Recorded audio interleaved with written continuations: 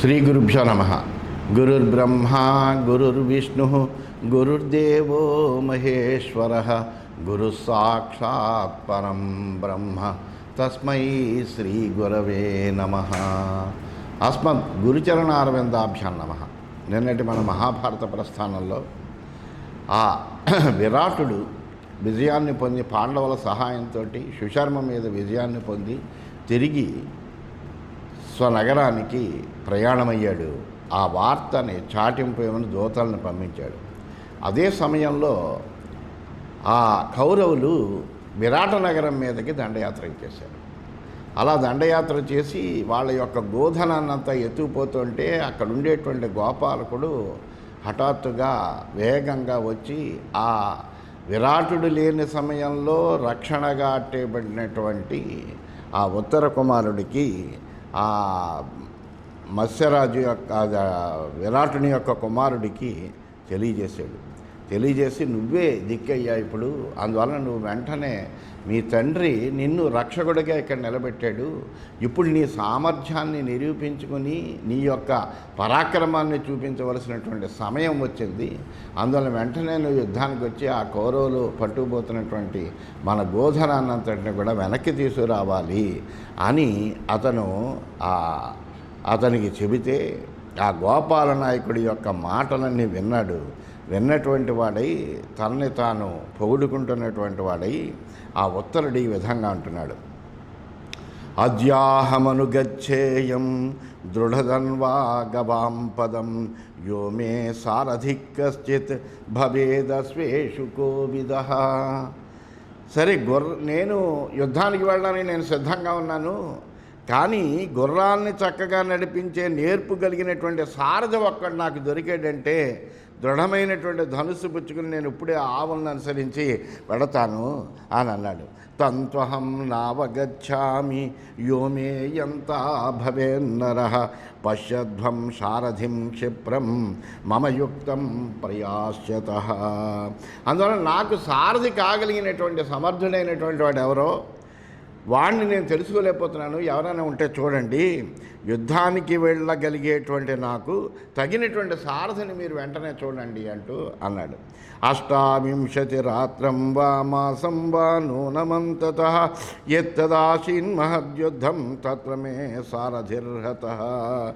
గతంలో నేను సుమారు 28-30 రోజుల పాటు జరిగినటువంటి ఒక యుద్ధంలో నా సారథి చనిపోయాడు. అప్పటి నుంచి నాకు సరైనటువంటి సారథి లేడు. సలభేయం యదాత్వన్యం హయమాన విదం నరం త్వరావానద్యయాత్వాహం సముచ్ఛ్రిత మహాధ్వజం విగాహ్య తత్వరాపరానీకం గజవాజిరథాకులం శస్త్రప్రతాప నిర్వీర్యాన్ కురు జిత్వానయే పశూన్. అల్లా అప్పుడు సారథిని కోల్పోయినటువంటి నేను మళ్ళీ అంతటి సమర్థుడైనటువంటి సారథి నాకు ఇప్పటివరకు దొరకలేదు. అందువల్ల ఇప్పుడు మంచి సారథ్యంలో నేర్పు కలిగినటువంటి ఎవరైనా ఒకళ్ళని పొందితే కనుక ఇప్పుడే వెళ్ళి నేను పతాకాలు ఎత్తుకుని ఏనుగులు గుర్రాలు రథాలతో నిండినటువంటి శత్రు సైన్యంలో మునిగి నా ఆయుధాల ప్రతాపంతో ఆ బలహీనులైనటువంటి కౌరవులందరినీ కూడా జయించి పశువులను తీసుకొస్తాను అన్నాడు. దుర్యోధనం శాంతనవం కర్ణం వైకర్తనం కృపం ద్రోణం చ సహపుత్రేణ మహేశ్వాసాన్ సమాగతాన్ విత్రాసయిత్వా సంగ్రామే దానవానివ వజ్రభృత్ అనేనైవ ముహూర్తేన పునః ప్రచానయే పశూన్. ఇప్పుడే నేను ఇంద్రుడు ఏ విధంగా అయితే యుద్ధానికి వెళ్ళి రాక్షసులందరినీ కూడా బెదరగొడతాడో అలాగా యుద్ధంలో గొప్ప గొప్ప ధనుసులు ధరించి వచ్చినటువంటి ఆ దుర్యోధనుణ్ణి, అలాగే ఆ భీష్ముణ్ణి, అలాగే ఆ కర్ణుణ్ణి, కృపాచార్యుణ్ణి, అశ్వత్థామని, ఆ ద్రోణాచార్యుణ్ణి, వీళ్ళందరినీ కూడా బెదరగొట్టి నేను వెంటనే ఆ పశువుల్ని తిరిగి తీసుకొస్తాను అని తెలియజేస్తున్నాడు. శూన్యమాసాద్య కురవః ప్రయాంత్యాదాయ గోధనం కిన్ను శక్యం మయా కర్తుం యదహం తత్ర నాభవం. అయితే ఈ రక్షణ లేనటువంటి పరిస్థితిని గమనించి కౌరవులు ఈ సమయంలో మన మీద దండయాత్ర చేశారు. అందువలన ఆ గోధనాన్ని వాళ్ళు తోలుకుని పోతున్నారు. అక్కడ లేని ఆ సమయంలో నేను ఇప్పుడు ఏం చేయగలుగుతాను అంటున్నాడు. పశ్యేయురజ్యమే వీర్యం కురవస్తే సమాగతా కిన్ను పార్థో అర్జున సాక్షాత్ అయమస్మాన్ ప్రబాధతే. ఆ వచ్చినటువంటి కౌరవులు నేడు నా పరాక్రమం రుచి చూస్తారు. వెంటనే వాళ్ళు అనుకుంటారట, సాక్షాత్తు అర్జునుడే ఇతడు మన ఎంతలా బాధ పెడుతున్నాడు అని కౌరవులు అనుకోవాలి. ఆ విధంగా నేను వాళ్ళతో యుద్ధం చేస్తాను అంటున్నాడు. శ్రుత్వా తదర్జునో వాక్యం రాజ్ఞపుత్రస్య భాషతః అతీత సమయే కాలే ప్రియాం భార్యామనిందితాం ద్రుపదస్య సుతాం తన్వీం పాంచాలీం పావకాత్మజాం సత్యార్జవ గుణోపేతాం భర్తు ప్రియహితే రతాం ఉవాచ రహసి ప్రీతః కృష్ణాం సర్వార్థకోవిదః ఉత్తరం బ్రూహి కళ్యాణి క్షిప్రం మద్వచనాదిదం. ఈ వృత్తాంతం అంతా కూడా వైశంపాయనుడు జనమేజయుడికి చెప్తున్నాడు. ఓ జనమేజయ మహారాజా, అల్లాగా మాట్లాడుతున్నటువంటి ఆ రాజకుమారుడి యొక్క మాటలు విని అర్జునుడు అజ్ఞాతవాస సమయం ముగిసినందుకు చాలా ప్రీతిని పొందాడు. ఎందుకంటే అప్పటికి ఆ అజ్ఞాతవాస సమయం కూడా పూర్తయింది. అన్ని ప్రయోజనాలను సిద్ధింప చేసుకునేటువంటి నేర్పు కలిగినటువంటి వాడు కాబట్టి ఏకాంతంలో తన ప్రియమైనటువంటి భార్య అయినటువంటి మహాసౌందర్యవతి అయినటువంటి యౌవనవతి అయినటువంటి ఆ పాంచాల రాజకుమారి అయినటువంటి ద్రుపద మహారాజు యొక్క కుమార్తె అయినటువంటి ఆమె ఆ ద్రౌపదితోటి ఈ విధంగా అన్నట్ట, ఓ శుభాంగి, నా మాటగా వెంటనే ఉత్తరుడితోటి నువ్వు ఉత్తరుడి దగ్గరికి వెళ్ళి ఇలా చెప్పు అని చెప్పేట. అయం వై పాండవస్యాసి సారథి సమ్మతో దృఢ మహాయుద్ధేషు సంసిద్ధ సతేయంతా భవిష్యతి. ఈ దృఢంగా ఉన్నటువంటి బృహన్నలు ఉన్నాడు చూసావా, ఈ బృహన్నల అర్జునుడికి రథం తోలేవాడయ్యా. అర్జునుడికి చాలా ఇష్టమైనటువంటి వాడు, యుద్ధంలో చాలా విజయుడైనటువంటి వాడు, అట్టి వాడు నీకు సారథి అవుతాడు అని ఆ ఉత్తరుడితో చెప్పు అని ఆ ద్రౌపదికి తెలియజేసేట అర్జునుడు. తస్య తద్వచనం స్త్రీషు భాషతశ్చ పునః పునః న సామర్శత పాంచాలి భీభత్సోః పరికీర్తనం. ఆ పాంచాల రాజకుమారి అయినటువంటి ఆ ద్రౌపది స్త్రీల మధ్య మాటి మాటిగా అర్జునుడితో పోల్చుకుంటూ పలుకుతున్నటువంటి ఆ ఉత్తరుడి మాటలు వింటుంటే ఆవిడికి చాలా అబూర్చుకోలేకపోతుంది. ఏమిటి ఈ ఉత్తర కుమారుడు ఎక్కడా, అర్జునుడు ఎక్కడా, నేను అర్జునుడితో సమానమైన బలపరాక్రమాలు కలిగినటువంటి వాడిని అంటూ వీడి ఆడవాళ్ళ దగ్గర అంతఃపురంలో ఈ మాటలు ఏమిటి అని కొద్దిగా ఆమెకి ఒకంచుగా బాధ మనసులో కలుగుతోంది. ఆ కలుగుతున్నటువంటి సమయంలో అర్జునుడు ఇలా చెప్పేటప్పటికీ అప్పుడు వెంటనే ఆమె అంటుంది, అధైనముపసంగమ్య స్త్రీమధ్యా సా తపస్విని వ్రీడమానే వశనకై ఇదం వచనమబ్రవీత్. ఆమె మెల్లగా అక్కడి నుంచి ఆ స్త్రీల మధ్య నుండి ఉత్తరుడి దగ్గరికి వచ్చింది. సిగ్గుపడుతూ మెల్లగా ఈ విధంగా అందిట, యోసౌ బృహద్వారణాభ యువా సుప్రియదర్శన బృహన్నలేతి విఖ్యాత పార్థస్యాసీత్ ససారథి ధనుష్యనవరశ్చాసీత్ తస్య శిష్యో మహాత్మనః దృష్టపూర్వో మయా వీరా చరంత్యా పాండవాన్ ప్రతి యదా తత్పావకో దావం అదహత్ కాండవం మహత్ అర్జునస్య తదానేన సంగృహీతాః యోత్తమాః. ఓ ఉత్తర కుమారా, పెద్ద ఏనుగులా ఉండేటువంటి యువకుడు ఈ ప్రియదర్శనుడైనటువంటి బృహన్నలు నాడు చూసావా, ఇతడు పూర్వం అర్జునుడికి సారథ్యం చేశాడయ్యా. ఇతడు మహాత్ముడైనటువంటి అర్జునుడికి శిష్యుడు కూడాను. ధనుర్విద్యలో తీసిపోడు, మంచి ఇతనికి కూడా ధనుర్విద్యలో మంచి ప్రావీణ్యం అన్నది పాండవుల దగ్గరున్న నేను పూర్వం చూశాను. గొప్పదైనటువంటి ఖాండవ వనాన్ని దావానలమయ అగ్ని తగలబెట్టేటప్పుడు ఇతడే అర్జునుడి యొక్క గుర్రాలను అదుపు చేశాడయ్యా. తేన సారథినా పార్థ సర్వభూతాని సర్వసః అధియత్కాండవ ప్రస్థే నహి యంతా స్థితాదృశః. ఈ సారథి వలనే అర్జునుడు కాండవ ప్రస్థంలో అన్ని భూతాలను కూడా జయించాడు. ఇతడికి సాటి అయినటువంటి సారథి మరొకడు లేడు. అందువలన ఇతడిని నువ్వు సారథిగా చేసుకోవచ్చయ్యా అని ఆమె చెబుతుంటే అప్పుడు ఉత్తరుడు అంటున్నాడు, సైరంధ్రి జానాసి తథా యువాను నపుంసకో నైవ భవేత్యథాసౌ అహం న శక్నోమి బృహన్నలాం శుభే వక్తుం స్వయం యచ్చ హయాన్మమైతి వై.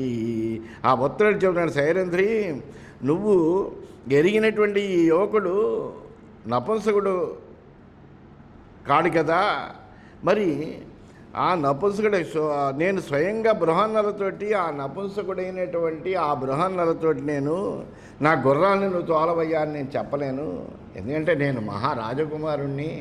అందువలన ఇతని దగ్గరికి వెళ్ళి నువ్వు నాకు సారథిగా ఉండాలి అని నేను అడగలేను అని ద్రౌపదితో అంటున్నాడు. అంటే ద్రౌపది అంటుంది, ఏయం కుమారి శుశ్రోణి భగినీ తే యవీయసి హస్యాహస వీరవచనం కరిష్యతి న సంశయ.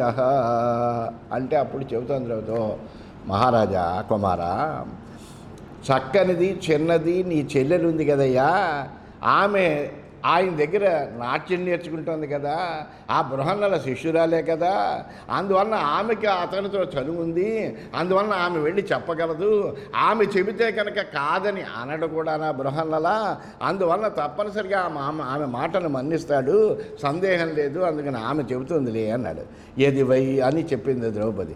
ఎది వై సారథి సస్యాత్ కురున్ సర్వాన్న సంశయ జిత్వా గాచ సమాదాయ ధ్రువమాగమనం భవేత్. అతడే కనుక నీకు సారథైతే ఏ విధమైనటువంటి సందేహము లేకుండా నిస్సంశయంగా ఆ కౌరవులందరినీ కూడా జయించి నువ్వు ఆవులను తీసుకురావడం అనేటువంటిది చాలా తథ్యమయ్యా అని చెప్పింది. అదే తెలుగు భాగవతంలో కూడా తిక్కన గారు ఏమంటారంటే, కౌరవసేనగాదు త్రిజగంబులు నొక్కట నెత్తి వచ్చినందేరు బృహన్నలావసగతిం జరించిన గెలవచ్చు అని అంటాడు. అందువలన ఆ బృహన్నల సారథిగా ఉంటే ఈ కౌరవులే కాదే ముల్లోకాలు వచ్చినా కానీ జయించవచ్చు అన్నట్టుగా తిక్కన గారు చెప్పారు అర్జునుడి యొక్క పరాక్రమం గురించి. అందువలన అలాగా ఆ ఆవులను తీసుకురావడం అనేటువంటి నువ్వు తథ్యమయ్యా అని చెప్పింది. అనేప్పటికీ ఏవముక్త సైరంధ్ర్యా భగినీం ప్రత్యభాషత గచ్చత్వమనవద్యాంగితామానయ బృహన్నలాం. వెంటనే సైరంధ్ర అలా చెప్పిన వెంటనే అతడు ఉత్తర దగ్గరికి వెళ్ళాడు తన సోదరితోటి, అమ్మ ఉత్తర నువ్వు వెళ్ళి ఆ బృహన్నను తీసుకురా, అతన్ని సారథిగా పెట్టుకుని నేను యుద్ధానికి వెళ్తాను అన్నాడు. శాభ్రాత్ర ప్రేషిత శీఘ్రం అగచ్చన్నర్తనాగృహం యత్రాస్తే సమహాబాహు ఛన్న సత్రేణ పాండవ. ఆ సోదరుడి చేత పంపబడినటువంటి ఉత్తర వెంటనే ఆ కపట వేషంలో తన కప్పిపుచ్చుకునేటువంటి బృహన్నల రూపంలో ఉండేటువంటి అర్జునుడి దగ్గరికి ఉన్నటువంటి ప్రదేశమైనటువంటి నర్తనశాలకు వెళ్ళింది. వెళ్ళి అతనితోటి చెప్పడం కోసమని వెళ్ళింది. ఇది శ్రీమన్మహాభారతే విరాట పర్వణి గోహరణ పర్వణి ఉత్తర గోగ్రహే బృహన్నలా సారథ్య కథనే షట్త్రింశోధ్యాయ. ఈ విధంగా శ్రీమన్ మహాభారతంలో విరాట పర్వంలో గోహరణ పర్వం అనే ఉపపర్వంలో ఉత్తర గోగ్రహణంలో ద్రౌపది బృహన్నల సారథ్యం గురించి చెప్పడం అనేటువంటి 36వ అధ్యాయం ముగిసింది. 37వ అధ్యాయంలోకి మనం ప్రవేశించాం. ఆ వైశంపాయనుడు జనమేజయుడికి వృత్తాంతాలన్నీ చెబుతున్నాడు. ఓ జనమేజయ మహారాజా, సా ప్రాద్రవత్ కాంచనమాల్యధారిణి జ్యేష్ఠేన భ్రాత్రా ప్రహితా యశస్విని సుదక్షిణా వేది విలగ్న మధ్య సా పద్మపత్రాభ నిభాషిఖండిని తన్వీ శుభాంగీ మణిచిత్రమేఖల మత్స్యస్య రాజ్ఞో దుహితా శ్రియావృత తన్నర్తనాగారమరాలపక్ష్మ శత హృదా మేఘమివాన్వపద్యత. ఆ ఉత్తర ఎలా ఉందయ్యా అంటే బంగారు మాలని ధరించిందిట. అన్నగారు పంపితే బయలుదేరింట. ఎందుకంటే ఆమె పెద్దవాళ్ళు ఏం చెప్పినప్పటికీ కూడా వెంటనే విని ఆచరించేటువంటి గొప్ప సద్గుణ సంపత్తి కలిగినటువంటిది. అందువలన ఆమెకి ఆ పేరు కూడా ఉన్నది. అందువలన ఆమె వెంటనే అన్నగారు పంపిన వెంటనే వెళ్ళింది. అవి ఎలా ఉందయ్యా అంటే యజ్ఞవేదికలాగా సన్నటి నడుము కలిగి మెరిసిపోతుంట లక్ష్మీదేవిలా. నెమలి పింఛం తల మీద ధరించేంత చాలా సమస్తములైనటువంటి సౌందర్య చిహ్నాలన్నీ శుభలక్షణాలన్నీ కలిగినటువంటి యువతి మణులు పొదిగినటువంటి వడ్డాణాన్ని పెట్టుకుంది. మేఘంలో ఒక మెరుపులా, ఆకాశంలో ఒక్కసారి మెరుపు వస్తే ఎట్లాగుంటుందో అట్లాగ మెరుపులాగా నర్తనశాల వైపు గబగబా పరుగు తీసేట. సాహస్తి హస్తోపమ సంహితోరు స్వనిందిత చారుదతీ సుమధ్యమా ఆసాద్యతం వై వరమాల్యధారిణి పార్థం శుభా నాగవధూరివద్విపం. దృఢంగా ఉన్నటువంటి ఆమె గొప్ప సౌందర్యం కలిగినటువంటిదై లోపం ఎరిగింది అనవద్య ఆమె. అంటే ఏ విధమైనటువంటి దోషము లేదు, అంత చక్కటి సౌందర్యం కలిగినటువంటిది, చక్కటి పలువరస కలిగినటువంటిది, చక్కటి నడుము కలిగినటువంటిది, శ్రేష్టములైనటువంటి హారాలన్నీ ధరించింది, చక్కటి ఆహార్యం కలిగినటువంటిదై గజరాజుని చేరేటువంటి ఒక ఆడ ఏనుగులా శోభిల్లుతో అవతల అర్జునుడి దగ్గరికి వచ్చింది. సారత్నభూత మనస ప్రియార్చిత సుతా విరాటస్య యథేంద్రలక్ష్మీ సుదర్శనీయా ప్రముఖే యశస్విని ప్రీత్యా బ్రవీతర్జునమాయతే క్షణ. ఆమె ఎలా ఉంటుంది? స్త్రీలలో ఒక రత్నంలా ఉంటుందిట. మనస్సుకు హాయి గొలుపుతూ ఇంద్రుని యొక్క సామ్రాజ్య లక్ష్మిలా పూజింపబడుతూ కంటికి చాలా ఆనందం కలిగిస్తుంది ఆమె యొక్క రూపం. అటువంటి చూడముచ్చటైనటువంటి రూపము కలిగినటువంటి మంచి పేరు కలిగినటువంటిది, విశాలమైనటువంటి కన్నులు కలిగినటువంటి ఆ విరాట కుమారి ఉత్తర సంతోషంతో అర్జునుడి దగ్గరికి వెళ్ళి ఈ విధంగా అంటుంట. సుసంహతోరుం కనకోజ్వలత్వచం పార్థకుమారీం సతదాభ్యభాషత కిమాగమ కాంచనమాల్యధారిణి మృగాక్షి కింత్వం తరితేవ భామిని కింతే ముఖం సుందరిన ప్రసన్నం ఆచక్ష్వతత్వం మమ శీఘ్రమంగనే. అలా పరిగెట్టుకుంటూ వచ్చింది ఆమె, ఆయాసపడుతోంది. అద్భుతమైనటువంటి సౌందర్యం కలిగినటువంటిది, బంగారు మేనిఛాయి కలిగినటువంటిది. అలా వచ్చి పరుగున వచ్చేటప్పటికి ఆ అర్జునుడు వెంటనే ఆమెను చూసి అడిగేటంత హడావిడిగా వచ్చేప్పటికీ, ఓ బంగారు హారాన్ని ధరించేటువంటి దానా, ఇలా వెంటనే పరుగున రావడంలో నీ రాక కలిగినటువంటి కారణం ఏంటమ్మా? లేడి వలె చక్కటి కన్నులు కలిగినటువంటి దానా, ఎందుకు ఇంత త్వరపడుతున్నావు, ఇంత ఆయాసపడుతున్నావు, ఏంటి నీ ముఖం అసలు ప్రసన్నంగా లేదు, అంత హడావిడిగా రావడంలో కారణమేమిటి, ఆ విషయం అంతా చెప్పమ్మా అని ప్రశ్నించేటప్పటికీ సతాం దృష్ట్వా విశాలాక్షీం రాజపుత్రీం సఖీం తథా ప్రహసన్ అబ్రవీత్ రాజన్ కిమాగమనమిచ్యుత తమబ్రవీత్ రాజపుత్రీ సముపేత్య నరర్షభం ప్రణయం భావయంతి సా సఖీ మధ్య ఇదం వచః. అప్పుడు ఆ విశాలమైనటువంటి కన్నులు కలిగినటువంటి ఆ రాజకుమారుని చూసి నవ్వుతూ అతడు ఆమె రాకకు కలిగినటువంటి కారణం అడిగేటప్పటికీ ఆ అర్జునుడిని సమీపించి ఆ రాజకుమార్తె అయినటువంటి ఉత్తర తన చెలికెత్తల మధ్య ప్రేమపూర్వకంగా అతనితో ఈ విధంగా అంటుంట. గావో రాష్ట్రస్య కురుభి కాల్యంతే నో బృహన్నలే తా విజేతుం మమ భ్రాత ప్రయాస్యతి ధనుర్ధరః. ఓ బృహన్నల, మన దేశానికి చెందినటువంటి ఈ గోధనాన్నంతటినా కూడా కౌరవులు తోలుకుపోతున్నారయ్యా. వాటిని జయించడానికి ధనుసు బట్టి నా అన్న పెడుతున్నాడు.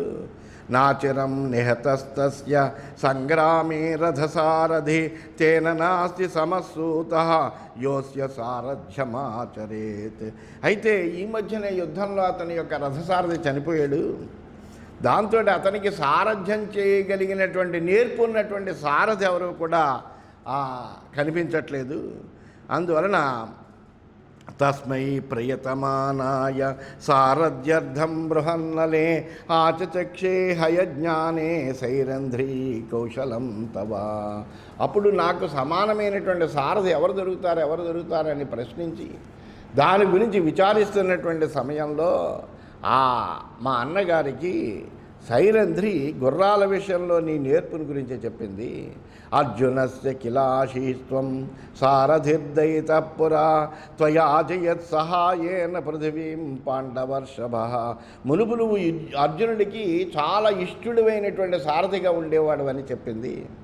అంతేకాకుండా ఆ పాండవ శ్రేష్ఠుడైనటువంటి అర్జునుడు నీ యొక్క సారథ్యంతో ఈ భూమినంతటిని కూడా జయించాడట. సా సారథ్యం మమ భ్రాతు కురు సాధు బృహన్నలే పురా దూరతరంగావ హ్రియంతే కురుభిర్హిన. ఇప్పటికే ఆ కౌరవులు మా గోధనాన్ని చాలా దూరం తోలికిపోయారు. అందువలన ఓ బృహన్నల, నువ్వు నా అన్నకి చక్కగా సారథ్యం చెయ్యాలయ్యా, ఎందుకంటే ఆ గోధనాన్ని మేము విడిపించుకోవాలి అని. అధైతద్వచనం మేద్య నియుక్తాన కరిష్యసి ప్రణయాదుచ్యమానాత్వం పరిచక్ష్యామి జీవితం. ఎంతో ప్రేమతోటి ఈ మాట చెబుతున్నాను, నేను అడుగుతున్నాను. నేను ఒకవేళ నువ్వు కనుక ఈ రోజుని నా యొక్క ఈ మాటను మన్నించకపోతే నేను ప్రాణాలు విడిచిపెట్టేస్తాను, ఎందుకంటే మాకు ఇది ఘోరమైనటువంటి అవమానం కదా ఆనంది. ఏవముక్తస్సు శుశ్రూణ్య తయా సఖ్యా పరంతప జగామ రాజపుత్రస్య సకామమమితౌజసః తమావ్రజంతం త్వరితం ప్రభన్నమివ కుంజరం అన్వగచ్చద్విశాలాక్షి గజం గజవధూరివా. ఆ అందమైనటువంటి అద్భుతమైనటువంటి సౌందర్యం కలిగినటువంటి ఆ ఉత్తర అల్లా భయపడుతూ బాధపడుతూ ఆ హడావిడిగా అల్లా అడగగానే అర్జునుడు వెంటనే ఆమె మాటను మన్నించాడు. ఆ రాజకుమారుడైనటువంటి ఉత్తరుని దగ్గరికి వెళ్ళేట. అల్లా ఆ ఉత్తర ఆయన అలా ముందర పెడుతుంటే వెంటనే ఆ ఉత్తర ఆ అర్జునుడిని అనుసరిస్తూ అలాగా వెడుతోందిట. ఆ వెళ్ళిన తర్వాత ఏం జరుగుతుంది అనేటువంటిది రేపటి విషయంగా తెలుసుకుందామని తెలియజేస్తూ స్వస్తి.